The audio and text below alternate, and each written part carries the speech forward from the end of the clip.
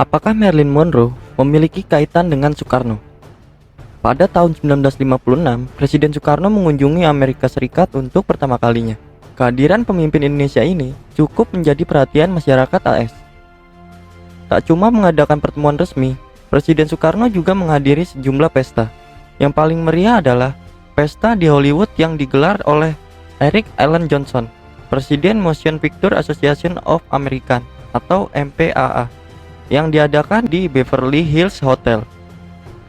Johnson mempertemukan Soekarno dengan bintang-bintang Hollywood yang saat itu sedang ngetop-ngetopnya. Salah satu yang hadir adalah Marilyn Monroe yang dijuluki Bombshell Hollywood. Sebetulnya, Marilyn tak diundang ke pesta itu. Namun, usai syuting Bus Stop hari itu, Logan mengajak Marilyn.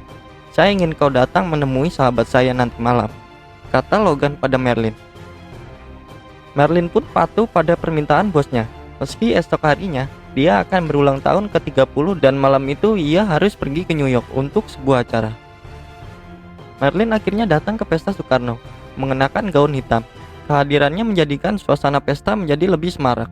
Apalagi di pesta itu juga sudah hadir beberapa bintang Hollywood lain, seperti George Peck, George Murphy, dan Ronald Reagan, yang nantinya menjadi Presiden AS. Saat mengetahui kedatangan Marilyn, Bung Karno dengan gaya seorang pria sejati, ia menghampiri artis blonde tersebut. Mereka bertemu dalam suasana akrab hampir selama 45 menit. Layaknya seperti dua sahabat yang lama tak bertemu. Momen itu tak disia-siakan oleh para fotografer Amerika dan Indonesia. Saat itulah Bung Karno kelihatan dengan jelas melirik payudara Marilyn Monroe. Momen itu dengan jelas diabadikan oleh fotografer yang hadir. Fotonya kemudian menjadi sangat terkenal. Saat bertemu, mereka mengobrol dalam suasana penuh keakraban selama 45 menit. Tak ada yang tahu isi obrolan mereka, yang sempat sedikit terdengar. Marilyn ternyata tidak tahu orang yang berada di depannya adalah seorang presiden. Dikiranya Soekarno seorang bangsawan, pemimpin sebuah negeri Asia dengan sistem kerajaan. Maka, alih-alih memanggilnya Mr. Presiden atau Tuan Presiden, Soekarno dipanggil Prince oleh Marilyn, jadi Pangeran Soekarno. Ada yang menduga, ini mungkin juga karena pesona Soekarno saat itu malah membuatnya lebih pas dipanggil Pangeran ketimbang Tuan Presiden. Pertemuan di jamuan makan malam itu diyakini bukan akhir dari hubungan Soekarno dan Monroe.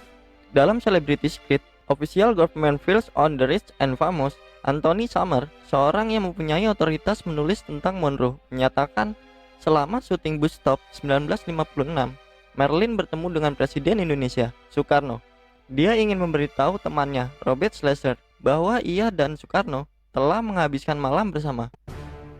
Dalam buku yang mengklaim berbasis data FBI itu, Summer mengungkapkan, apapun yang terjadi pada pertemuan itu, tidak ada yang berlaku tanpa diketahui oleh CIA, agen rahasia AS. Dalam tahun-tahun itu, Indonesia menjulang sebagaimana Vietnam dalam pantauan Washington sebagai prioritas di Asia. Demikian tulis buku karya Nick Redfern dan Nicholas Redfern itu. Buku ini juga mengungkapkan bahwa pada 1957 dan 1958, sebuah rekaman menunjukkan CIA terlibat pada semua jenis kejahatan untuk mendongkel Soekarno, yang dipandang bertanggung jawab mengarahkan negaranya pada komunisme.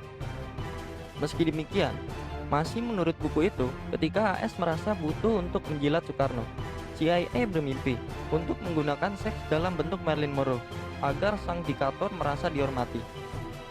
Menurut Joseph Smith, mantan pejabat CIA di Asia, dikutip dari buku Gorgeous, The Secret Life of Marilyn Monroe, karangan Anthony Summer, ada pertemuan lanjutan antara Soekarno dan Monroe setelah malam itu. Ada upaya untuk membuat Soekarno terus bersama Monroe. Pertengahan 1958, saya mendengar ada rencana untuk membawa mereka bersama ke ranjang, ujar Joseph Smith di buku itu. Soal kebenaran pertanyaan Smith itu, sampai sekarang masih jadi misteri. Begitu juga soal kebenaran informasi Monroe atau merupakan agen CIA.